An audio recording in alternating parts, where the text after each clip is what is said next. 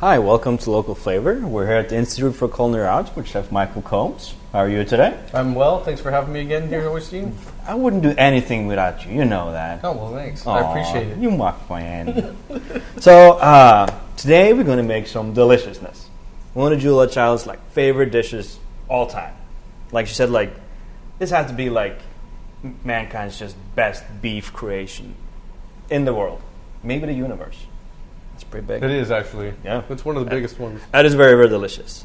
So we're going to make beef bourguignon, or bœuf bourguignon, or beef sauté à la bourguignon, or beef bourguignon. Or beef burgundy. Yeah, one of those, whichever one you choose.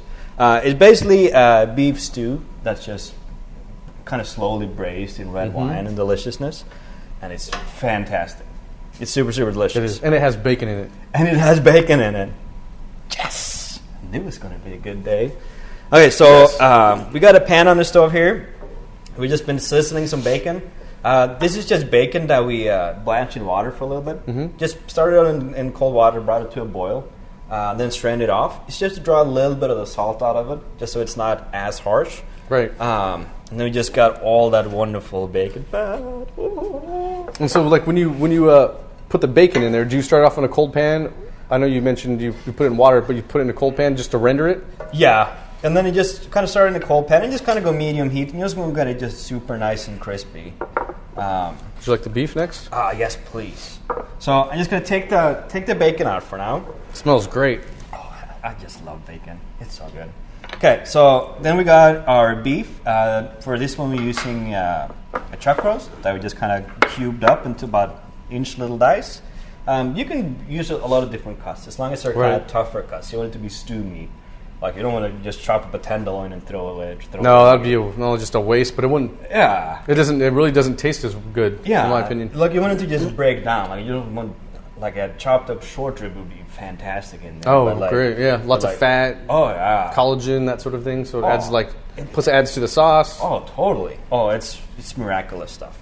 Okay, so we're just gonna. The thing is that when you add this in there, you don't want to overcrowd the pan. Because if we just added a layer 5 inches deep, it's just going to steam the meat and it's just going to be just real weird. But you don't get all that browning and whatnot that you want. Yeah. So we're just going to spread it out in just a nice thin layer. So you're just using the bacon fat to saute in now? Oh yeah, because that's the filthy thing to do. Yeah, actually, pork fats and animal fats are really good, and they're also high, and they also have a high smoke point, so they can handle a lot of heat. Yep. And they get good flavor too. Because basically we're going to build the entire dish in this pan. So the juices or the kind of fond that we got of the bacon, the fond that we're going to collect from the beef now, it's just going to help building layers. Gotcha. Because it's ingredient-wise, it's an extremely, extremely easy dish. It's not, I don't know, you don't have to throw a whole bunch of molecular stuff or whatever. It's just very, it's like French peasant food. That's the most wonderful kind of way. So it's just it's traditional methods that we're using. So we're searing, and then we're gonna braise. So we're getting all this browning for the nice flavor and all the fonds that are going to be in the bottom, and then we're gonna scrape them off with some red wine. Just building layer upon layer, and kind of the end result is just magical. So I'm just gonna salt it a little bit, salt and pepper a little bit.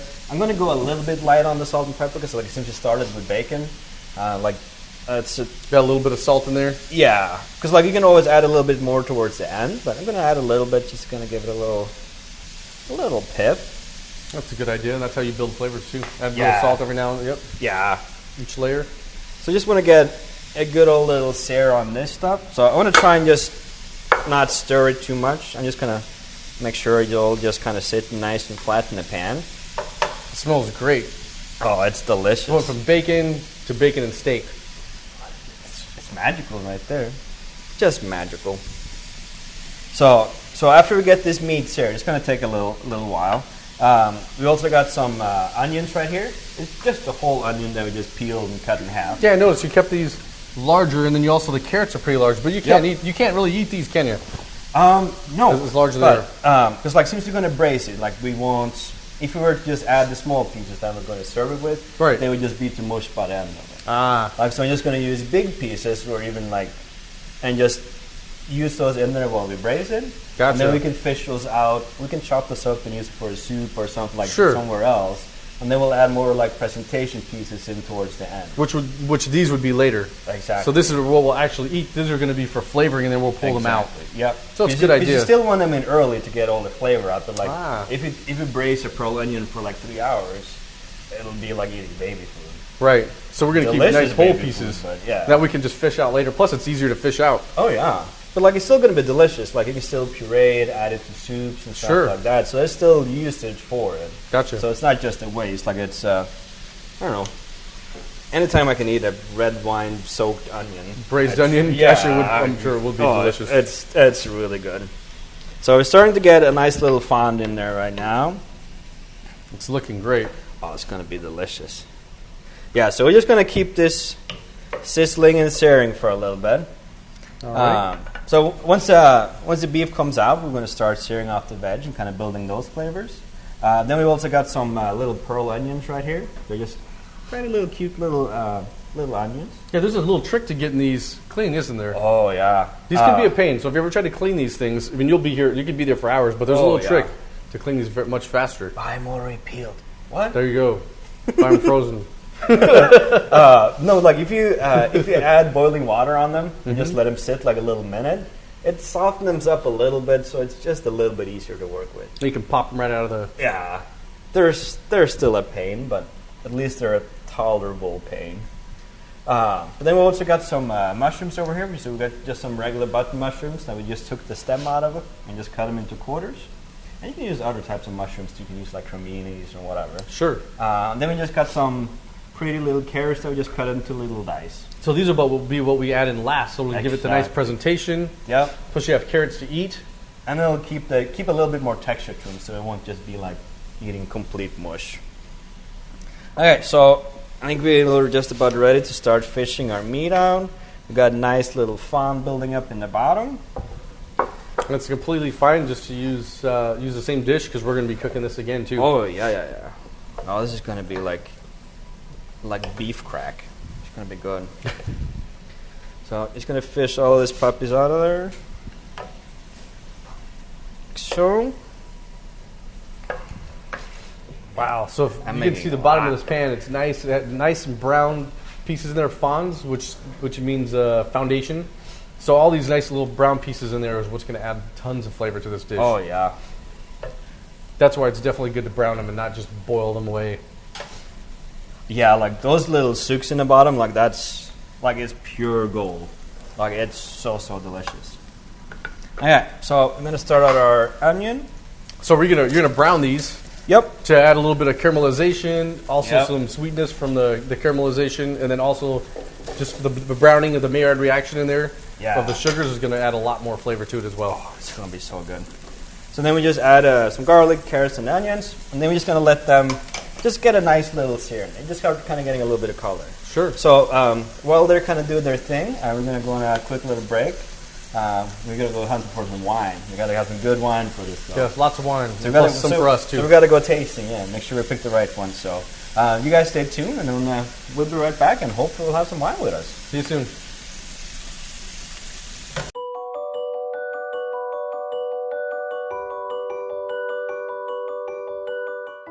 This is where technology unites with vision.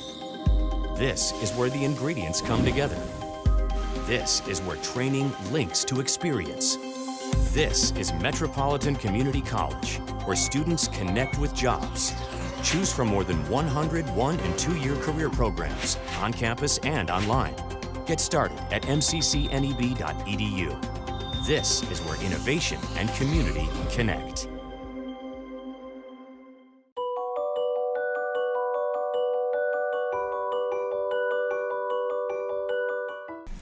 Hi, welcome back. Then we're here. We're trying to finish up some beef, or I don't know. Bourguignon. We're trying to make something. Yeah, it looks good. Looks great. The onions are nice and caramelized. So it's looking delicious. Carrots. We've got some nice fond built in the bottom, like because you want to be careful, like not getting it too dark. Like you want it to be. You don't want to burn it, right? Yeah, but you still want to have some pretty nice color like that. Well, that's nice and very brown. All the vegetables are nice and brown. It's going to add lots of color, too. Not just flavor, but color. It's going to be delicious. Okay, so then we got a little bit of flour. Just regular all-purpose flour. Just going to mix that in with the butter and the bacon fat and all that fun stuff. You're making a small little roux here. Yep. For thickening. Yep. So this is just going to help give the sauce a little bit better, little bit of texture. And I just want to kind of keep it just kind of moving along. And just kind of get all the vegetable just kind of coated in some of that flour. And you're flour, kind of toasted as well a little bit, kind of. Yeah, the flour is going to burn very easily, so you kind of want to be a little bit careful with it.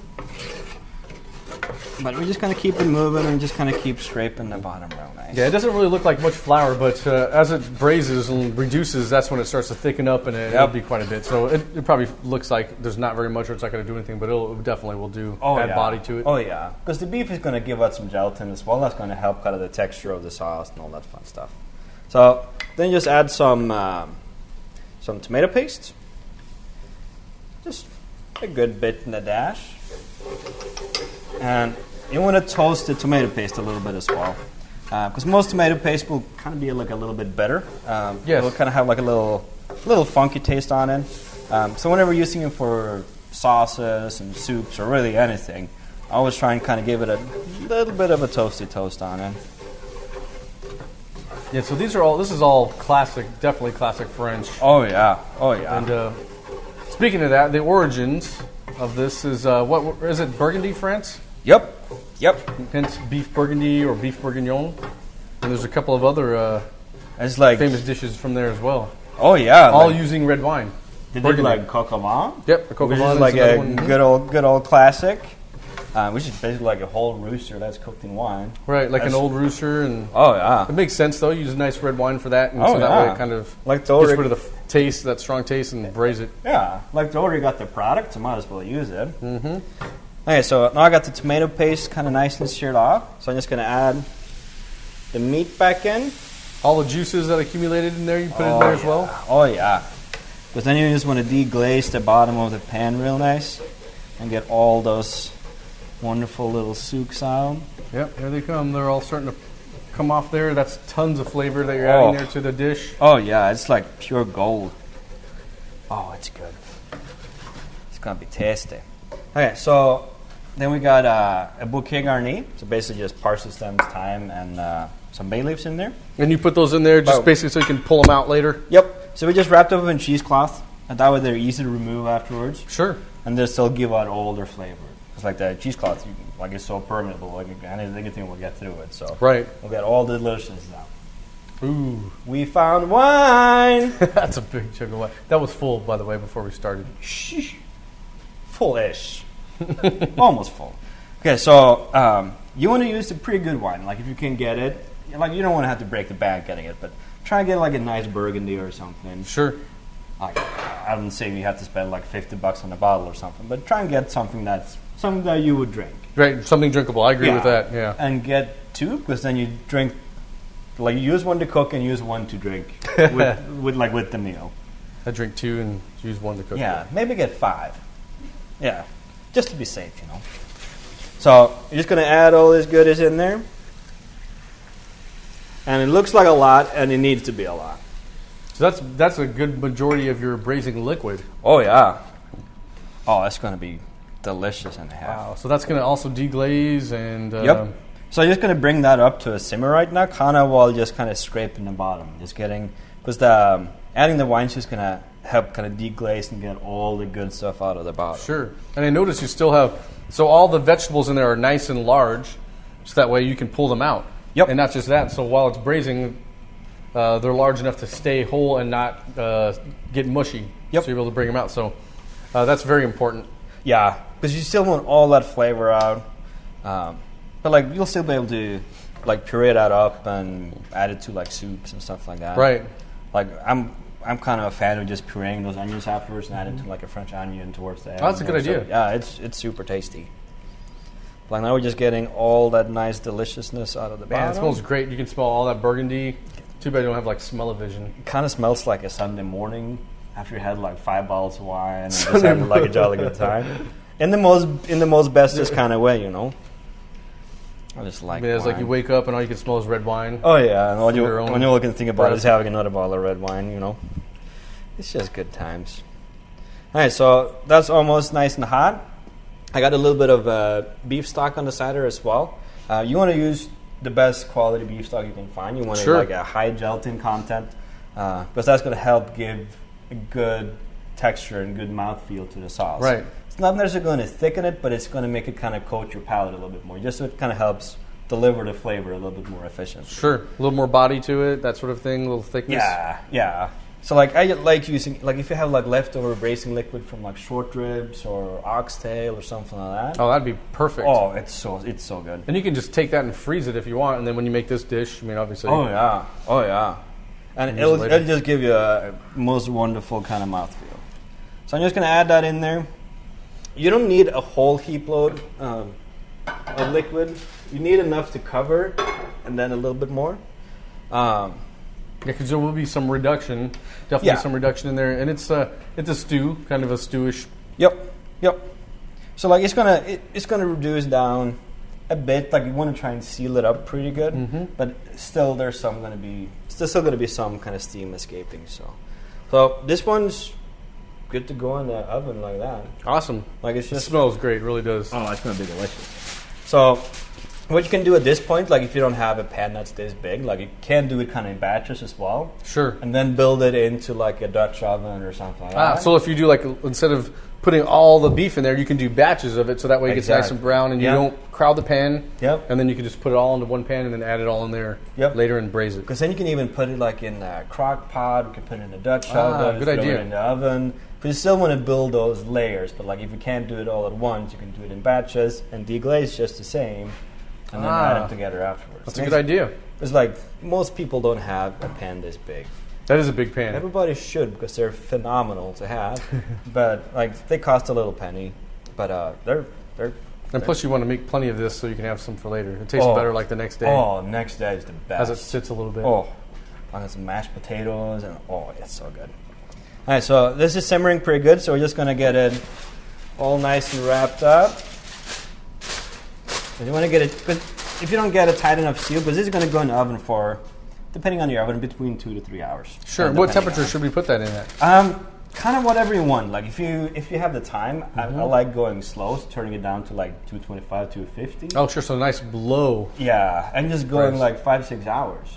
Oh, because if you're out doing yard work and I don't know, sure. Mowing the lawn or shuffling snow or whatever, you can just come inside and it's done and dandy. Plus, it smells real great. Your house smells great. Yeah.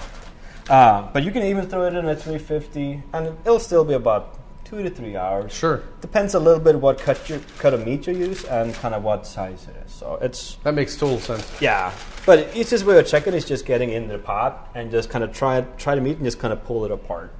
Kind of same as when you do the brisket test for like when you do barbecue and stuff. Right. So you don't want it like totally dry, because you can cook it dry, which is interesting. Oh yeah. You put it in liquid and then you cook it for 5-6 hours, come back and you eat it and it's dry. Yeah. It's because all the collagen and everything has been cooked out of there. Yep. So you want to get it to where it's nice and broken down, but all that collagen and everything is there's still some in there. Yeah. And still some of that fat, so that way it has a little bit of a chew in there. Yeah. I think just kind of having a conversation with your butcher, kind of finding the right cut of meat. Right. It's essential. But like, there's a lot of choices. Sure. A lot of choices. There's a lot of different price ranges. So like, it's. No, and it is. It's great with I'd say tough cuts of meat are excellent with this, and that's what it basically where it originated from. It was a peasant food, and so they had tough cuts of meat, and they had to cook it. And there was always plenty of wine. Yeah. And so that's kind of where it came from. And now what's funny is we serve this. To those who pay. I mean, people pay good money for this dish now too. So, well, it's funny because like during kind of the French Revolution and stuff like that, like the peasants were eating all the food that the royalties didn't want to eat. Right. But that was like the duck livers, like it was all the good stuff that everybody pays a heap load of money for now. So it's like necessity is the mother of all inventions. Like it's, I don't know, what they ate of a necessity then, like they didn't have a choice. Right. It's now like fantastic and a half. Right, now they pay top dollar for all that stuff now. Yeah. It is. It's interesting how that, like it's pretty ironic actually. I don't know. History is fascinating. I kind of like a little nerd. So if you want to pop that oven for me. We're going in the top here? Yes, please. Okay. Thank you, sir. So that one's just going to sit in there, do its little thing, say bye-bye, beef. Okay, so we still got our mushrooms and we got our pearl onions, we got our carrots. So it's gonna start with a little bit of butter because it's delicious. We'll get these things out here. Mushrooms are interesting, but when sautéing. Oh yeah. So to me, they're like onions. You know, like so some people they like to brown onions or caramelize them, and they take 45 minutes, or they're not done in 15 minutes, and they're surprised. They're like, why are they not? But it takes that long. There's so much water in them. They take like 40 minutes or 45 minutes to caramelize onions. It takes a long time. And do not put sugar in them. Oh. Don't like some people put sugar in them to carry along faster, but don't just let it do its own thing. Trust me, it's worth it. Yeah, like I don't know that adding sugar to mushroom. Yeah, that's just strange. That is strange. That's right. So we're just gonna pop those into the butter, and you're gonna cook the mushrooms a little bit first. It doesn't matter if you really cook them all the way. Like you just want to start getting a little bit of color on it, but we're just gonna start building a little bit of flavor. But then we're gonna add it into the stew a little bit later. Sure. So you can either finish it all the way in the pan, which takes a little bit longer, a little bit more attention. It would, wouldn't it? Which is good. But my favorite way is just kind of sauteing it all together, just to kind of get it start cooking and get it seasoned separate and stuff like that. Right. And then we finish it in the oven with the red wine sauce and the beef for a good 30 to 45 minutes or so. Sure. So they basically they'll release. They're like little sponges, and they'll release all that flavor into the liquid, and then the red wine will get into the mushrooms, and it's magical. It's like this just. It all comes together. Unicorns pops out. And like it's just magical. It's awesome. So mushrooms, you want to go pretty high heat, and I always add salt later on to the cooking. Right. So it doesn't pull all the water out at the beginning. Yeah. It's kind of like one of those debate things, like whether you should wash mushrooms in water, or should just brush them, or should you just season or salt early or late. It's one of those. Sure. Damned if you do, damned if you don't type thing. And they ask another chef, he'll say, I salt them right away, or whatever. And they all got a perfect explanation to why. So this is more like, I prefer it later. But it's, I don't know. As always. I have to agree. I salt mine later as well. I kind of let them get, because the pan's usually nice and hot, you get that browning on there right away. Yeah. And then you give them a little time to start to steam cook, and then they just release water. And so at that time, I mean, if I'm going to add salt anyway, it's going to do the same exact thing, so I'm okay. Yeah. That's why I add the salt later as well. It's magical. I love me some mushrooms. So we just kind of get them going. I'm going to add our carrots in there. Carrots are delicious. And we'll add our onions. So these are our finishing vegetables. These are the vegetables that will not only beautify our dish, but you'll be able to eat these as well. Oh, yeah. So we'll be pulling the other ones out of there that are nice and large and that sort of thing, flavoring the dish a lot, and then we're going to add these to it as well. Yeah. But like, you don't necessarily have to use pearl onions if you don't want to, because they are a little pain to clean them. They're a little bit pricier. They do look very nice in the finished dish, but like you can use a regular yellow onion as well. Sure. Dice them up nice and pretty, braise it in there, and it'll still work the same. I do that at home. I'm going to be honest. Like I don't do Oh, yeah. But they are like definitely in restaurants, that sort of thing. If you're going to serve it, I always use pearl onions. And you can use different colors too if you like. Yeah. It just gives like this nice, I don't know, appearance of deliciousness of stuff. And just more pay attention to the detail and that sort of thing. And yeah. It's awesome. Okay, so we're going to add that wonderful bacon that we cooked out in the beginning and just kind of let that cook with all this fun stuff. Oh, it's going to be so good. So I'm just going to add a little bit of salt and pepper now. Just a little pinch. Like we still got the bacon in there, so you got some kind of natural salt in there already. But we'll just add a little bit. And then you're basically just going to let that cook for about 10-15 minutes. Just until it kind of starts getting nice and golden brown. By the time that's done, and then the beef is going to do its thing for a good old while. Once I finish it up, then we're going to kind of get it all finished, and I think we have to eat it. Darn. Oh, gosh. Oh, the drudgery and sorrows. But you guys stay tuned. We can go find some more wine, I guess. I think we ran out. Yeah, I didn't think he was going to use it all, but yeah. I don't know what happened. I don't know what he was thinking. We can always find more. So, if you guys stay tuned, we'll be right back, and I don't know, maybe we'll find more wine, and maybe we don't. We will. Yeah. See you guys in a bit. See you.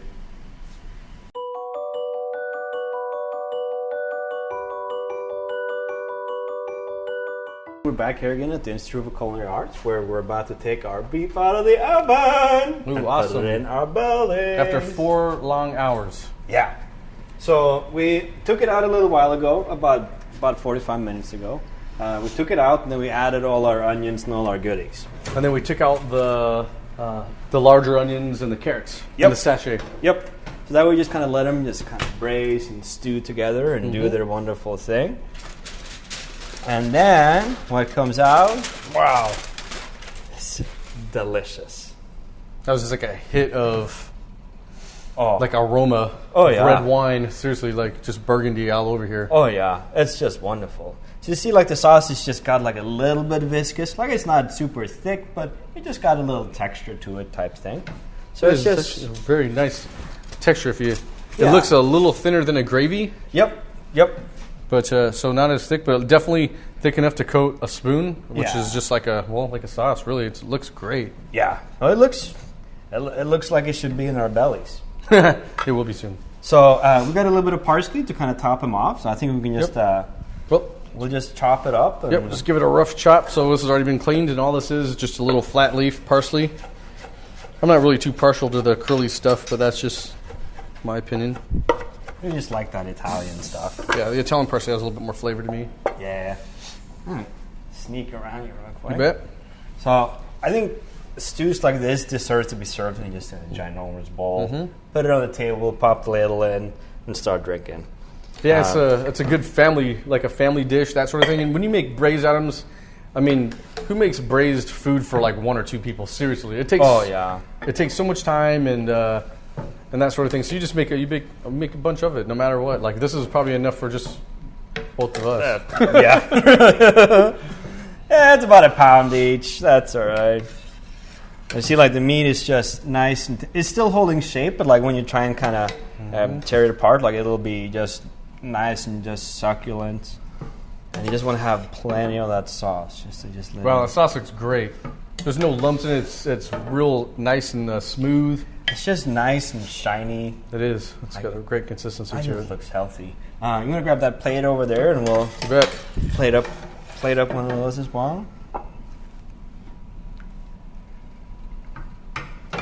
I'm just going to pour the rest in there. When in Rome, exactly. Don't waste anything. Oh no. It's all going to go in my belly. Right there. You see all the souks that we had in the pan earlier? Like all of them just been glazed off and kind of worked into the sauce. So it just helps build great flavor into the sauce. Like it's just great. Got all that bacon fat in there. And the color too. So like when we first put everything in there, the red wine and all that stuff, it was nice. It was like a little reddish color. Now you can just see it's a deep brown color. And that's all because of the caramelization, because you caramelized everything and browned everything. And like the gelatin and the flour just brings the red wine and the stock just so nice together. And it's just... It is. We need to stop talking about it and just start eating it, I think. Yep. And so this would be great with like mashed potatoes, bread, like a good bread. Nice. Yeah, like bread. A good bread. That's just like a really good bread would be awesome with this. Oh, you just dip it in the sauce. Yep. And fantastic. Okay, so that's how we make Boeuf Bourguignon. Oh. It's hard to say, but it's really worth it in the long run. It is. But yeah, it's super easy. It's very few ingredients. It takes a little time, a little bit of planning, and a good couple of bottles of wine.